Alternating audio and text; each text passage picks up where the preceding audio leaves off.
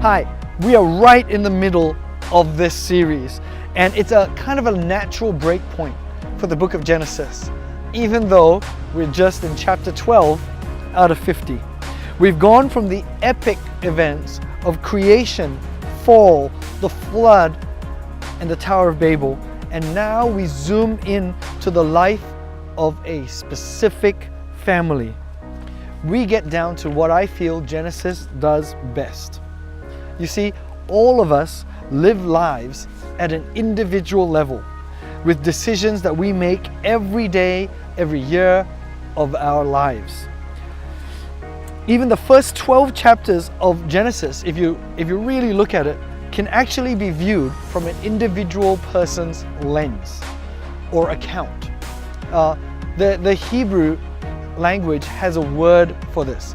It's called Toledot, which means the account of, or the story of the generation of. It begins with the Toledot of heaven and earth, then to Adam, then to Noah, then Shem, Ham, Japheth. Then it focuses in on Shem, then Terah, which is the father of Abraham, Ishmael, Isaac, Esau, and then Jacob. Individual lives that affect the world that we are in. Right now, we're going to zoom in on Abraham. I don't know if you know this, but Abraham is a very significant character. Genesis 12, verse 1 to 3 says that God is going to bless Abraham and make his name great. Did you know that Abraham is a key figure for the Muslims, the Jews, and the Christians? Either way you cut it, God ended up fulfilling that promise. But put yourself in Abraham's shoes. He gets called out in today's verse in Genesis 12 verse 1. Now the Lord said to Abraham, "Go from your country and your kindred and your father's house to the land that I am going to show you." Put yourself in Abraham's shoes. What's that going to be like for him to give up everything and to move? There's so much to say about Abraham because it covers so much of Genesis. It's 13 chapters. Broadly, we see him switch between faith and fear, and that's going to be a recurring theme for today's session. Faith versus fear. This journey of faith is one that all of us as humans must face in our life. Hebrews 11, 8 to 10 lists Abraham actually as one of the heroes of the faith.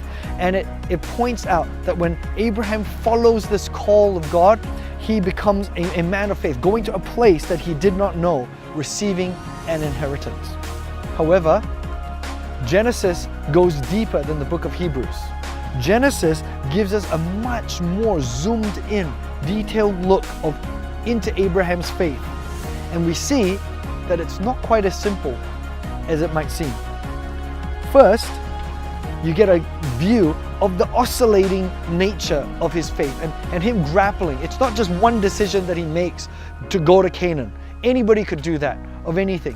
But Abraham becomes a man of faith because he lives out his life in faith.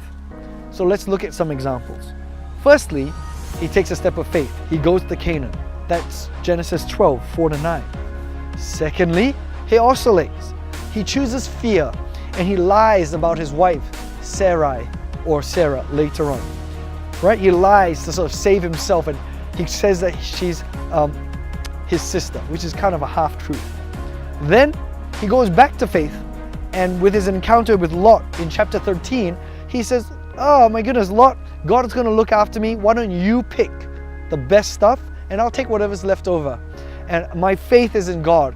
God will pull through." Then he does another step of faith when he meets the 4 northeastern kings, and he offers a tithe to Melchizedek as a step of faith even in trusting God.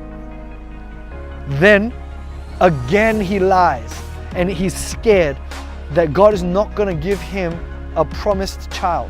So he's scared, and he goes and sleeps with Hagar, his maid, to sort of manufacture for himself a promised heir in Ishmael. That's his fear rising up. And then he now takes another step of fear in Genesis 20, and he lies about his wife again.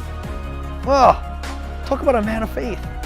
And so you see this guy, he oscillates between, I'm going to trust God. No, I'm going to take it in my own hands. I trust God, take it in my own hands.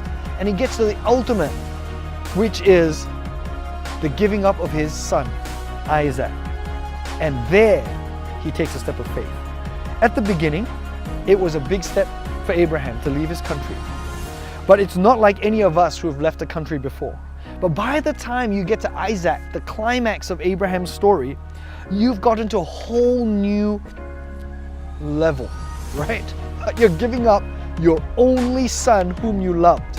Now, theologians throw so much parallel between the giving up of Isaac by Father Abraham to the giving up of Jesus Christ by God our Father, a lamb who willingly comes to the altar. In fact, Isaac is of a certain age that he can carry all of the things himself now. So Isaac, a lot of theologians believe Isaac knew what he was doing. In fact, he could even have fought his father if he wanted to. He could have run away, but instead he follows his father right up until the realization that he is the sacrifice. So we know it's voluntary. Just like Jesus voluntarily came to the altar. You know, maybe we need to take a moment and talk a little bit about child sacrifice. It's a pretty big deal, right? Oh my goodness, it's terrible. Abraham at this point must be thinking, because he doesn't know much about God, he must be thinking, what kind of a God is this?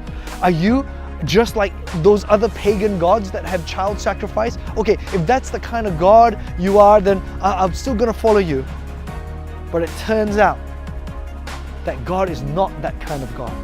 God rescues Isaac. God says, I'm not the God who wants child sacrifice. I just wanted your obedience. And you see there that Isaac's life gets saved, and Abraham proves himself to be a man of faith, even after oscillating through the different things. And I wonder if that's telling of a journey of your life or our human journey, where we, as we try to follow up after God, we oscillate between things that we're scared of and the fear that we have versus our faith and belief in God.